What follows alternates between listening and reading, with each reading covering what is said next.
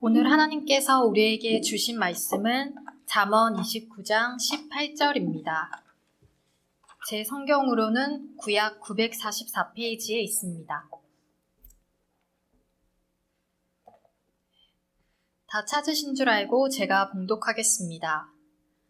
묵시가 없으면 백성이 방자히 행하거니와 율법을 지키는 자는 복이 있느니라. 오늘 우리에게 주신 하나님의 말씀입니다. 오늘 특별한 게스트 스피커를 모셨습니다. 순 무브먼트 글로벌의 현재 지금 대표로 섬기고 계신 분인데요. 개인적으로 그 균형, 특별히 균형이 잘 갖춰진 너무 귀한 리더라고 생각합니다. CC에서 훈련받고 KCCC 순무브먼트 글로벌에서 훈련받고 사역하다가 하나님 인도하심 따라 멀티에트닉 처치를 17년 전에 개척해서 지금까지 사역하고 있고요. 그다음에 또 한인 또 어른들 예배도 또 인도하고 계시고 또 몇 년 전에 필요에 따라서 하나님의 필요에 따라서 순무먼트 글로벌 대표로 다시 들어와 섬기게 되었습니다. 선교단체와 교회의 균형을 또 갖고 있고요. 1.5세거든요. 1세와 2세의 균형을 갖고 있고 너무너무 귀한 분입니다. 제가 맨날 주로 영어 설교를 많이 들었는데 학생들을 사역하다 보니까요. 옛날 소개할 때 Father of Cockroach, 바퀴벌레 아빠라고 얘기하는데 자녀가 5명이 있습니다. 저는 3명밖에 없어갖고 뭐라고 고개를 못 들겠는데요. Anyway, 자식이 많은 만큼 또 이렇게 도량이 되게 넓은 것 같습니다. 여러모로 귀한 목사님인데요. 하나님께서 귀하게 쓰시는 목사님 오늘 모셨는데요. 제가 소개할 때 큰 박수로 환영해 주셨으면 좋겠습니다. 오윤태 목사님 여러분께 소개합니다.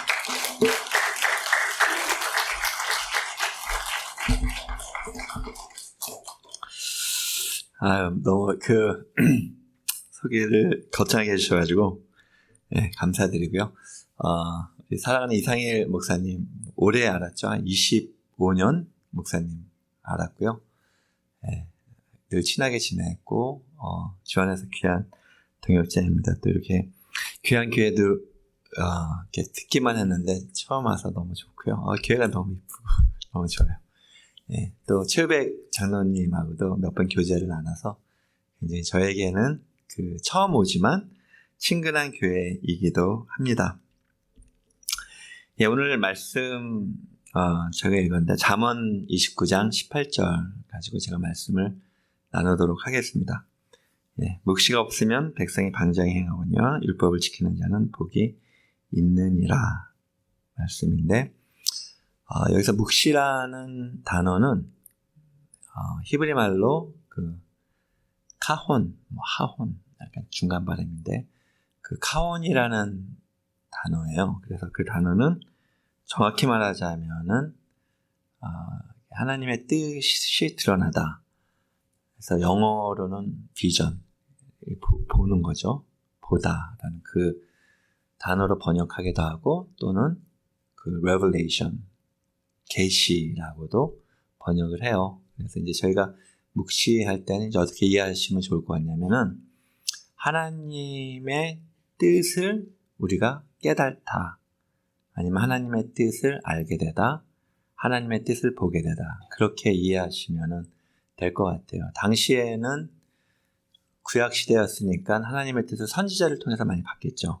선지자의 음성을 통해서 하나님의 뜻을 듣는 거, 수용하는 거라는 걸 이제 묵시, 카온이라고 이해하시면 되고, 지금 시대 같은 경우는 우리가 묵시를 어떻게 이해해야 되냐면 여러분이 하나님의 말씀을 들음으로써 하나님의 뜻을 깨달을 수도 있고 또 하나님의 말씀을 공부하심으로써 또 연구하심으로써 깨달을 수도 있고 또 큐티를 열심히 하시는 분들은 큐티를 열심히 하시는 가운데 하나님의 뜻을 알 수가 있겠죠.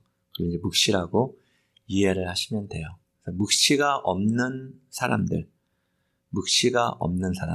깊은 하나님의 뜻을, 하나님의 말씀을 이해하지 못하게 될 때 그러한 사람들은 방자히 행하게 된다, 망하게 된다, 아니면은 좀 우리가 이해하기 쉬운 말로 하자면 방향이 없어진다라도 좋을 것 같아요. 그러니까 묵시가 없을 때 이제 방향이 없어지는 거죠. 우리가 생각하지 않고 묵상하지 않고 묵시하지 않을 때 이 인생에 방향이 없어지는 거죠. 그죠? 물이 이리 흐르면 저리, 이리 흐르고 저리 흐르면 저리 따라서 가는 인생이 되는 거죠. 이제 저는 오늘 말씀을 통해서 저희 이야기를 좀 해보고 싶어요. 특별히 우리 2세들 이야기를 좀 드리고 싶어가지고 또 여러분의 이야기이기도 합니다. 그래서 그 묵시를 좀 해보고 싶고요. 묵시를 할 때는 한 3가지 정도를 늘 생각하면 좋을 것 같아요. 첫 번째, 묵시의 재료, 그러니까 뭘 가지고 우리가 하나님의 뜻을 발견하냐. 당연히 하나님의 말씀이죠. 하나님의 말씀을 공부하고 연구하고 묵상하고 기도하고 하나님의 뜻을 보게 되고, 또 하나의 우리가 묵시를 해야 되는 것은 역사예요.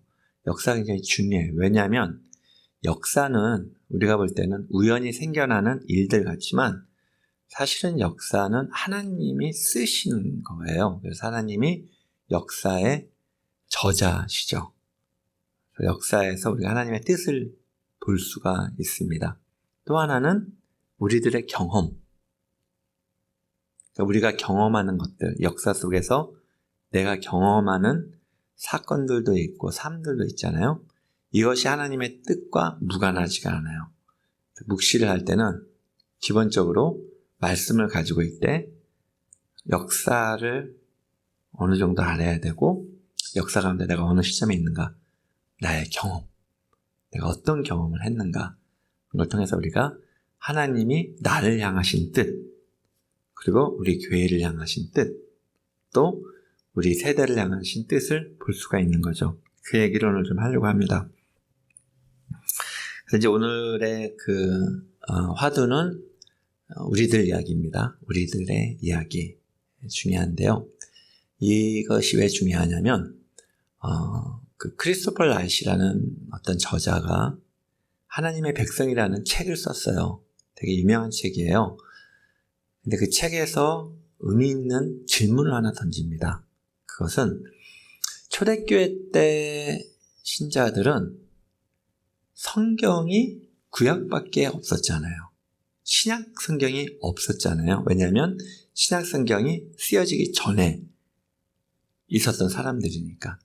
그런데 어떻게 그렇게 선교적이었을까? 마태복음 28장 19절 20절이 없었는데, 지삼영성치에 대한 명령을 담은 성경책이 없었는데 어떻게 그렇게 선교에 자신들의 삶을 헌신을 했을까? 복음 증거에 삶을 헌신을 했을까라는 질문을 던져요.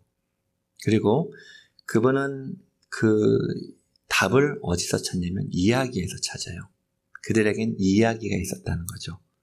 일단은 구약이라는 말씀을 가지고 있었고, 구약의 말씀과 자기들의 이야기를 잘 이렇게 비교를 해서 이해를 했다는 거예요. 그래서 구약의 말씀을 보면서 자기들의 역사적인 시점을 보면서 하나님의 말씀을 그대로 뜻을 읽어냈다는 거죠. 그래서 신약이 쓰여지기 전이지만 그 신약에 쓰여진 말씀을 이야기 가운데 그대로 읽어낸 거예요. 그거를 오늘 저희가 좀 해봤으면 좋겠어요. 우리들의 이야기는 무엇인가? 저는 오늘 디아스포라라는 단어를 가지고 많이 이야기를 할 겁니다. 디아스포라. 많이 들어보셨을 수도 있고, 그리고 처음 들어보는 단어일 수도 있을 거예요. 근데 디아스포라는 단어는 쉽게 말하면 그냥 흩어지다라는 헬라어 단어예요. 디아스포라라는 단어인데, 디아스포라는 이제 성경에서 봤을 때 처음으로 디아스포라가 흩어짐이 일어난 것은 구약시대 때 BC 기원전 586년. 그 이스라엘이 이제 나라가 2개가 있었죠. 북이스라엘, 남이스라엘. 북이스라엘은 기원전 720년에 아수리아라는 제국에 의해서 멸망을 하고요. 그리고 남이스라엘, 유다라고 불렀어요. 근데 유다는 기원전 586년에 바벨론이라는 제국에 의해서 멸망을 해요.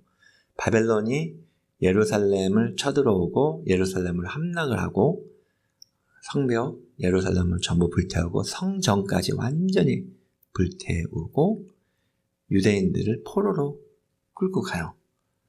망국한 거죠. 저때. 망국은 둘째치고 저때는 그 이스라엘 사람들이 엄청난 영적인 혼란에 빠졌어요. 왜냐하면 저때만 해도 이스라엘 사람들은 성전 중심의 예배를 드렸고 예루살렘의 성전에 하나님이 실제로 사신다고 생각했어요. 그래서 무슨 일이 있어도 성전은 무너지지 않는다고 생각했어요. 왜냐하면 하나님의 집이니까 하나님의 집이 어떻게 무너져요? 그런데 하나님의 도시가 무너지고 집이 무너지고 바벨론 사람들에서 짓밟히고 이때 수많은 유대인들은 성경에 나와요. 그게 수많은 유대인들은 믿음을 떠나요. 유대교를 떠나요. 하나님이 존재하지 않나 보다. 어떻게 하나님의 성전이 무너지냐. 망국했기 때문에 국가적으로도 힘들었지만 신앙적으로 이스라엘 역사에서 가장 큰 위기 중에 하나가 저때였어요. 그런데 저때 유명한 말씀을 예레미야를 통해서 하시죠. 아마 여러분도 잘 아는 말씀일 거예요. 내가 너희를 향한 계획을 하노니 그것은 너희를 멸망시키기 위한 것이 아니라 너희들을 살리고 생명을 주기 위한 것이다. 라는 말씀이 저때 주신 말씀이에요. 그래서 유대인들이 예루살렘 또 이스라엘에서 살다가 바벨론으로 포로로 끌려가요. 디아스포라가 된 거예요. 쉽게 말하면 이민자들이 된 거예요. 그래서 그때부터 이들이 바벨론에 또 살고 바벨론에서 또 다른 나라들로 이사를 많이 가요. 그래서 여러 나라들로 뿔뿔이 흩어져서 살기 시작해요. 그래서 유대인 디아스포라들이 생겨나요. 시간이 흐르고 예수님 시대에 왔을 때 이 디아스포라들이 자리를 많이 잡아요. 그때 당시에 그 로마가 지배하던 거의 대부분의 나라, 도시, 큰 도시들의 유대인들이 크게 자리를 잡아요. 그리고 이들은 이스라엘 사람들이지만 헬라 땅에서 태어난 거죠. 그래서 헬라어를 모국어처럼 해요. 그러니까 우리 2세들하고 똑같아요. 그런데 참 재밌는 사실은 하나님이 이들을 통해서 복음을 이스라엘 땅을 넘어 전 세계로 전파를 하세요. 대표적인 사람이 바울. 바울은 유대인이지만 이스라엘에서 태어나지 않았어요. 바나바, 마가, 누가, 또 에바브라디도, 아굴라, 브리스길라 아굴라, 그리고 아볼로, 그리고 빌립 집사, 스테반 집사. 하여튼 여러분이 아는 대부분의 신약에 있는 분들은 12사도를 빼고는 전부 디아스포라들이에요. 이스라엘에서 태어나지 않고 헬라 도시에서 태어나서 헬라 말이 유창하고 지금 우리로 말하면 영어가 유창하고 여러 가지 문화에 노출되어 있었던 사람들이에요. 그런데 하나님께서 그 사람들을 준비시키신 거예요. 기원전 586년에 나라가 망국, 유다가 망국했을 때는 이해를 못했죠. 근데 하나님은 수백 년의 시간을 거쳐서 그 사람들을 준비시키시고 그 사람을 통해서 여러 나라들, 도시에 유대인들 사회를 만드시고 그래서 이제 신약에 보시면 바울이 선교를 하는데 신기한 일들이 참 많습니다. 바울이 선교를 하는데요. 한 도시에 한 2주 있잖아요. 그럼 교회가 생겨요. 그리고 어느 도시는 하루 이틀 있으면 교회가 생겨요. 근데 여러분들도 교회를 섬기시지만 교회가 그렇게 생기나요? 선교지 가서 교회 하나 세우려면 몇 년 걸려요. 근데 바울은 가서 한 2주 있으면 교회가 하나 생겨요. 그럼 바울이 신령해서 그랬을까요? 특별히 능력이 우리가 없는 능력이 있어서? 그게 아니라요. 이미 그때는 유대인 회당이 있었기 때문에 그래요. 그들은 이미 구약의 말씀을 공부하던 사람들이에요. 거기에 바울이 가서 예수 그리스도라는 열쇠를 던져주는 거예요. 그들이 예수 그리스도의 복음을 들었을 때 자기네들이 공부하던 것이 다 이해가 되는 거예요. 그러면 회당에 모인 사람들이 자연스럽게 교회가 되는 거예요. 하나님이 준비하신 거예요. 그래서 이 디아스포라라는 역사를 보았을 때 하나님이 어떻게 긴 역사 가운데 하나님의 일을 준비하신지를 볼 수가 있어요. 그게 이제 성경에서 나오는 유대인들의 이야기고요. 이제는 저희들의 이야기를 해보겠습니다. 저희들의 이야기는 우리나라 최초의 교회는 소래교회예요. 저희 황해도에 있는 소래교회. 처음 교회가 아니고 이제 처음 모임을 가졌던 곳이고, 이제 교회를 바로 짓습니다. 저희 처음 소래교회인데 1883년도에 지어졌어요. 서상륜이라는 사람이 살고 있었어요. 이 사람이 중국으로 비즈니스를 하기 위해서 가요. 가서 이제 죽을 병을 앓아요. 장티푸스를 앓게 돼요. 거의 죽게 되었는데 그때 이 사람이 존 맥켄타이어라는 선교사님을 만나요. 그 선교사님의 도움으로 병을 치유를 해요. 그리고 존 맥켄타이어라는 선교사님이 함께 사역하는 존 로스라는 분을 서상륜이라는 사람을 소개를 시켜줘요. 존 로스라는 분은 그때 당시에 이 조선어로 성경을 번역하려고 준비를 하고 있었던 분이에요. 그래서 서상륜과 같이 성경을 번역을 해요. 중국에서요. 그리고 번역한 다음에 서상륜이 이제 예수님 영접을 하고 너무 은혜를 받아서 우리 고국에도 가서 복음을 좀 전하고 싶다. 교회를 세우고 싶다. 그래서 누가복음 번역한 거를 여러 권을 들고 고향 땅으로 가서, 사실 이제 소래는 외갓집이에요. 외갓집으로 가요. 가서 저기서 교회를 시작해요. 1883년도예요. 우리나라 최초의 선교사 아펜젤러와 언더드가 들어오기 6년 전이에요. 그리고 호레스 알렌이라는 의사 선생님이었죠. 평신도 선교사, 그분이 들어오기 3년 전. 쉽게 말하면 아마 세계 역사에서 최초로 알고 있어요. 유일한 나라로 알고 있어요.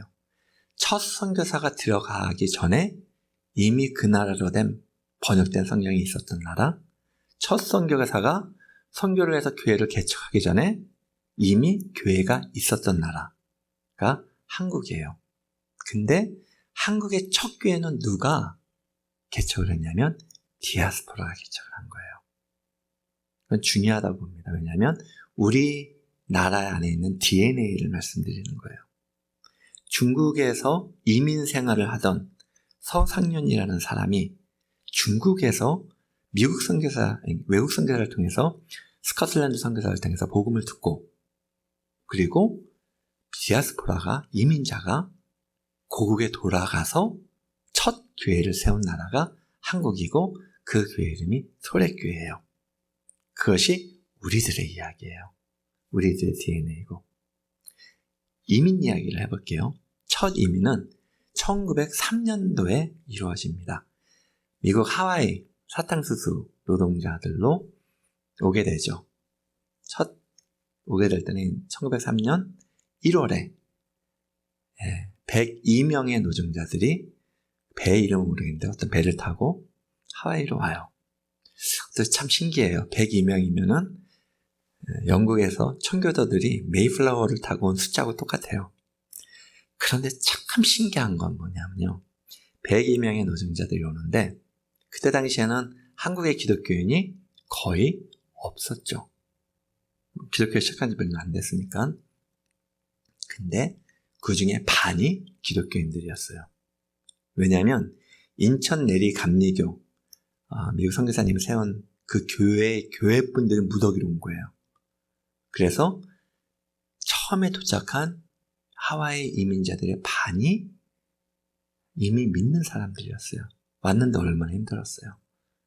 말도 못할 고생을 했죠. 이 사람들이 뭘 했을까요? 그 어려운 가운데서. 묵시했겠죠. 그렇죠. 묵시했겠죠.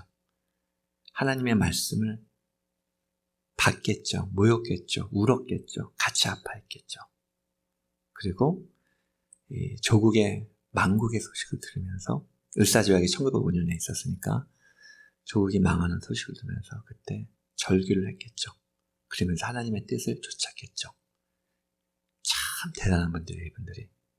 이 이민자, 거의 받는 돈도 없는 이분들이 1월 달에 도착해서 1903년 7월 4일에 이들이 처음으로 자기의 손으로 세우는 건물은 교회였어요. 그래서 1903년도 7월 4일 독립기념일 때 이들이 교회를 세워요. 자기 집 짓기 전에 집 사기 전에 교회부터 세워요. 자, 제가 뭐를 말씀드리는 거냐면 우리들의 이야기를 말씀드리는 거예요. 왜냐하면 이야기 속에는 DNA가 있어요. 교회를 먼저 세워요. 그리고 그 후로 이민자들이 계속 들어올 때 이민자 들어오면 어떻게 했을까 이 사람들이 오면 도와줬을 거 아니에요. 그리고 전도부터 해요. 그래서 오는 사람들은 반이 예수를 믿게 돼요. 왜냐면 이분들이 정착시켜 주니까 짧은 몇 년 안에 하나의 교회가 39개가 돼요. 37개인가 교회가 확 번창을 해요. 이것이 우리들의 DNA예요. 미국 이민은 처음부터 묵시로 시작을 했어요. 그래서 이들이 미국 와서 미국 사람한테 복음을 들은 게 아니라 믿는 사람들이 와서 교회를 세우고 이들이 여기서부터 복음을 나누기 시작했어요.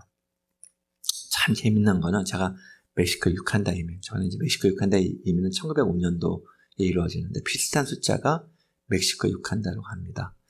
그런데 제가 얼마 전에 TV 프로그램에서 어떤 프로그램을 봤냐면 멕시코 유칸다로 찾아가는 거예요. 그래서 그 프로그램이 뭐였냐면 멕시코 유칸다에 한국인들의 흔적이 있는 거예요. 어떤 사람이 멕시코 사람인데 성이 김씨예요. 그리고 어떤 사람은 김치를 먹어요. 막 너무 신기하다고. 여러분 신기하지만 얼마나 슬퍼요. 똑같이 하와이처럼 미국 이민을 갔는데 거의 흔적도 찾기 힘들 정도로 사라져버린 거예요. 반면에 멕시코, 미국으로 와서 묵시했던 사람들, 만국을 아파하면서 이때 사람들은 거의 버는 걸 전부 독립 자금으로 냈다니까 만국을 아파하면서 하나님 앞에 울부짖으며 묵시했던 이들을 통해서 미국이 어떤 나라가 됐나요? 미국의 한국 사람들 하와이 흔적이 사라진 게 아니라 너무 존재성이 강해져 버렸죠. 저는 이게 묵시의 다름이라고 생각해요. 묵시가 있었던 사람들과 멕시코 유칸다 이민에서 가장 안타까운 것은 교회가 없었어요. 교회가 없었어요. 저들 안에는 묵시가 없었어요. 그러나 묵시가 있었던 하와이 이민자들 통해서 미국 이민이 시작되고 본격적으로 미국 이민이 시작된 것은 1965년에 미국의 중요한 법이 통과가 됩니다. 거의 이민자들의 그 기원 후로 얘기할 수 있는 그 이민법이 하나 통과가 돼요. 1965년 전에는요, 이민이라는 것은 무엇을 의미했냐면 유럽에서 백인들이 들어오는 걸 의미했어요. 동양에서 이민 오는 건 불법이었어요. 아프리카에서도 이민 오는 건 불법이었어요. 그리고 동양인은 65년 전까지는 땅도 소유를 못했어요. 그리고 백인하고 결혼하는 건 금지되어 있었어요. 백인하고 결혼하면 백인이요 시민권을 박탈당해요. 재밌죠? 백인이 시민권을 박탈을 당해요.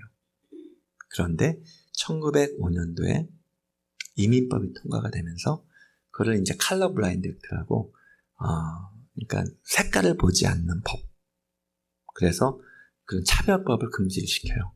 그때부터 제일 혜택 본 사람들이 한국 사람들이에요.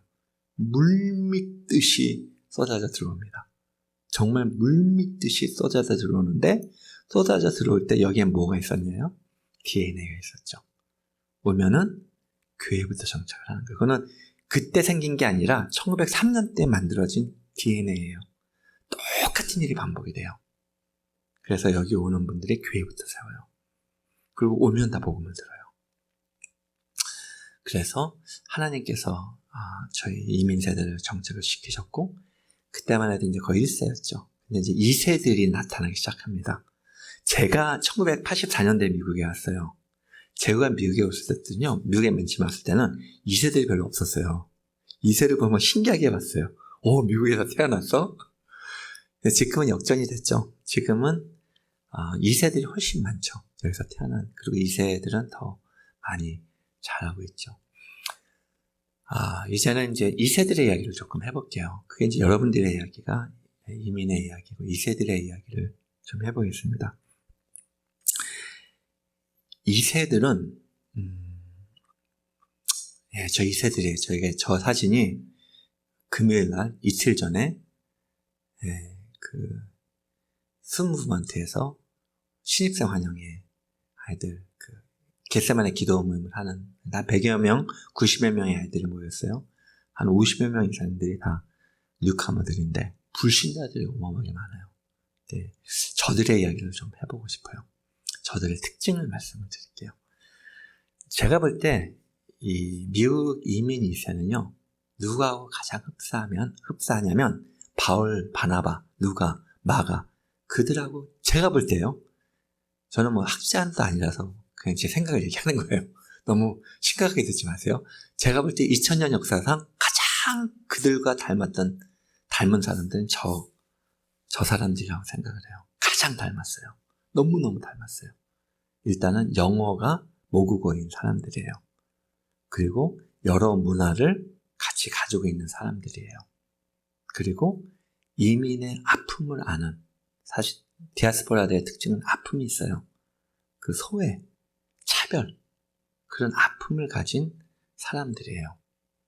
그리고 그것보다 더 중요한 건 뭐냐면 바울, 바나바, 누가 그 디아스포라들이 가지고 있었던 하나님에 대한 열정이 2세들에게 있어요.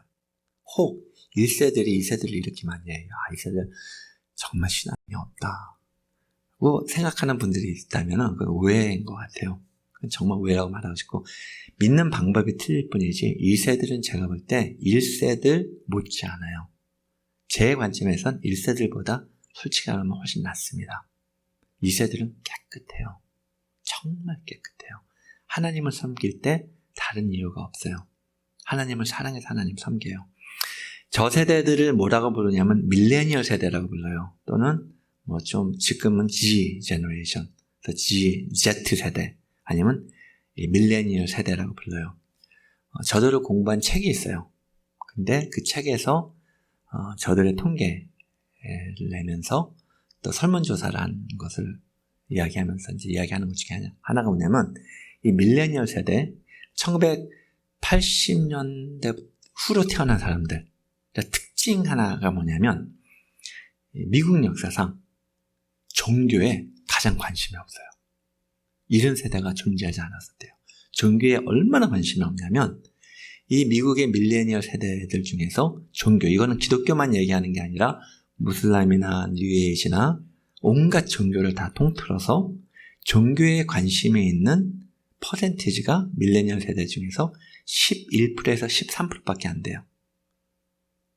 그나마 그 13%, 11%는 뉴에이지, 무슬림, 불교, 기독교에 관심이 있는 거예요. 나머지는 아예 관심이 없어요. 미국교의 특징, 가시면 다 머리가 하얘요. 이유, 교회가 잘못한 게 아니라 그냥 종교에 관심이 없어요. 그런데 딱 예외인 종족이 있어요. 모든 사람들 다 통틀어서 백인, 흑인, 멕시칸, 중국 사람, 일본 사람 다 통틀어서 11%에서 13%만 종교에 관심이 있는데 딱 예외인 종족이 코리안 아메리칸들이에요. 2세들.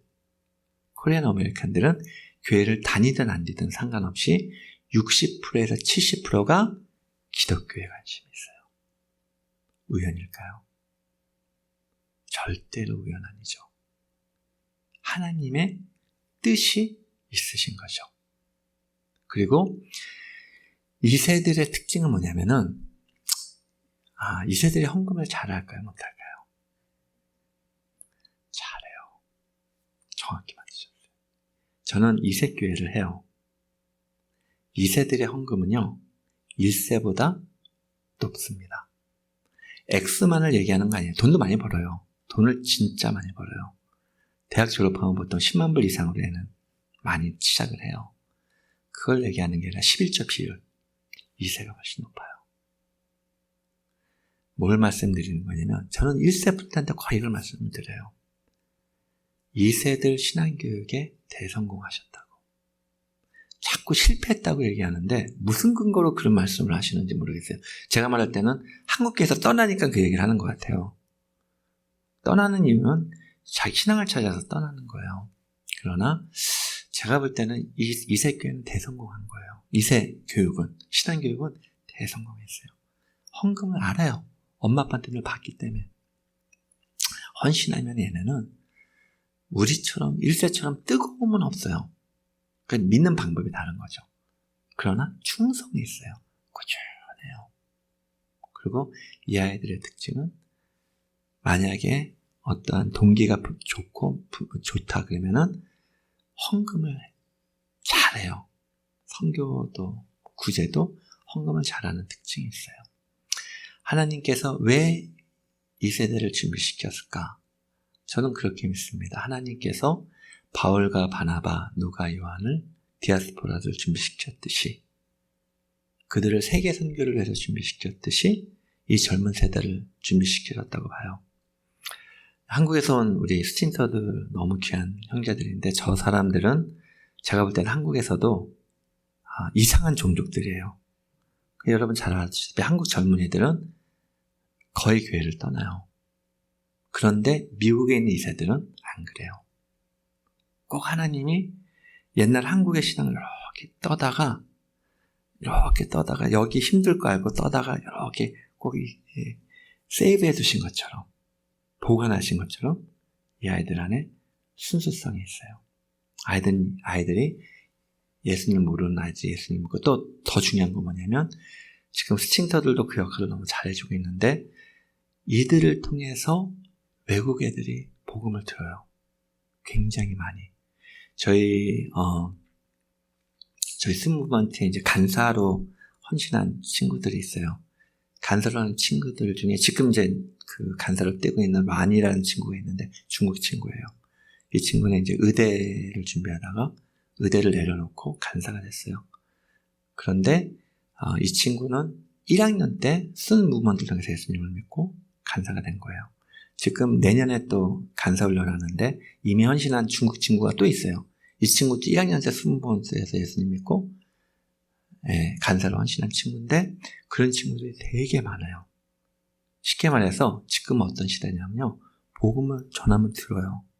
그리고 예수님을 영접을 하는 세대예요. 그 중심에 누가 있냐면 우리들의 이세들이 있어요. 하나님께서 이들을 준비하신 거라고 믿고 그 바울과 바나바 같은 초대교회 디아스포라를 준비하시기 위해서 하나님이 600년을 투자하셨어요. 하나님은요. 전략적인 하나님이세요. 600년을 준비하셨어요. 그리고 이들을 준비하시고 복음으로 사용하셨어요. 저는 우리나라의 역사가 지금 여기에 있는 이들과도 무관하지 않다고 생각해요. 그렇게 한도 많고 눈물도 많고 한 500년 들으면 뭐 저런 노래가 다 있나 싶을 정도로 슬프고 제가 터키에 가서 그 노래 하나를 틀어서 산 노래 기자가 나한테 와서 공연을 했었는데 기자가 나한테 찾아왔어요. 너 무슨 노래냐고 세상에 무슨 노래가 이렇게 슬프냐고 처음 들어보는데 너무 슬픈 거예요. 그래서 우리 한도 많고 슬프고 그러나 그 나라가 없어지진 않고 그쵸 존재하면서 저는 하나님의 준비하신 민족이라고 생각을 해요. 그것은 열방에 복음을 주시기 위해서 특히 이세들이 여기 있는 것은 하나님이 준비하신 거고 거기에 걸음으로 여러분을 사용하신 거죠. 창세기 37장 제가 요거 드리는 말씀을 해줄 텐데요. 37장 1절에서 2절에 이 말씀이 있어요. 야곱이 가나안 땅 곧 그 아비의 우거하던 땅에 거하였으니 야곱의 약전이 이러하니라. 요셉의 17세의 소년으로서 그 형제와 함께 양을 칠 때 하면서 이제 요셉 이야기가 쭉 가죠. 약전이라는 말은 그 히브리 말로 톨레토브라는 단어예요. 근데 이 톨레토브가 많이 등장을 하는데 이 단어가 무슨 단어냐면 족보란 얘기예요.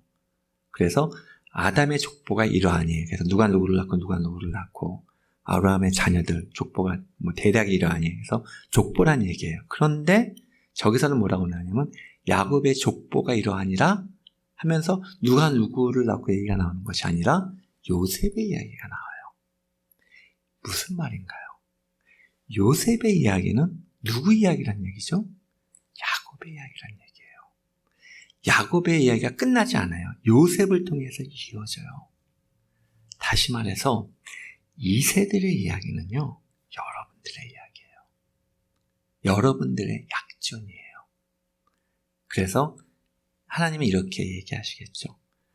1세들의 약전은 이러하니라 하면서 2세들의 이야기를 써나가시겠죠. 이들을 통해서 열방의 복음이 증거가 되고 하나님의 복음이 전파되는 이야기가 계속 써나가시겠죠. 묵시를 하셔야 돼요.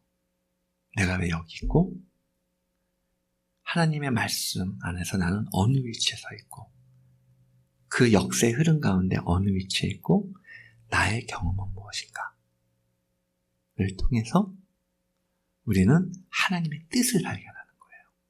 그 뜻이 보여야 인생에 뭐가 있죠? 방향이 있는 거예요. 안 그러면 인생이 방향이 없어요. 목적이 없어요. 이유가 없어요. 그러나 하나님 우리를 그렇게 부르시지 않으셨어요. 부름받은 자들의 일은 묵시하는 거예요. 묵상하시는 거 맞고요. 새벽 기도에 오셔서 기도하시면서 하나님 듣는 것도 맞고요. 하나님 말씀을 깊이 연구하시고 공부하시는 거, 묵시하시는 거예요. 그거 없으면 망하는 거예요. 교회는 망하는 거예요. 생각 없이 살면 망하는 거예요. 그래서 정말 우리 그리스도 하나님 교회가 감사한 것은 공부하는 교회라 저는 너무 감사하고 정말 공부하고 공부가 재미없어도 공부가 사람을 살리는 겁니다. 공부 안 하면 죽는 거예요. 망하는 거예요. 그래서 이사야가 기도했던 것처럼 이사야가 그런 기도하죠. 나에게 학제의 마음을 주십시오. 무슨 말씀입니까? 하나님의 말씀을 공부하고 연구하는 마음을 저에게 주십시오. 정말 묵시하시고 하나님의 말씀 공부하시고 역사를 보시고 나의 경험을 거기에 적용을 하셔서 하나님이 나에게 원하시는 것이 뭔가 그 음성을 듣고 방향이 있는 삶을 사시기를 주님의 이름으로 축원드립니다. 기도하시겠습니다. 하나님 감사합니다. 너무나도 아름다운 교회, 주님의 귀한 교회라 이렇게 또 말씀을 나눕니다. 정말 하나님의 말씀을 저희가 묵상하고 연구하고 공부하고 저희가 역사 가운데 어느 시점에 있는지 저희의 경험은 무엇인지를 봄으로써 하나님이 저희를 향한 뜻을 보게 하여 주시고 그 뜻에 순종하는 저희가 되게 하여 주시옵소서. 주께서 함께 해주심을 감사드리며 예수님의 이름으로 기도했습니다. 아멘.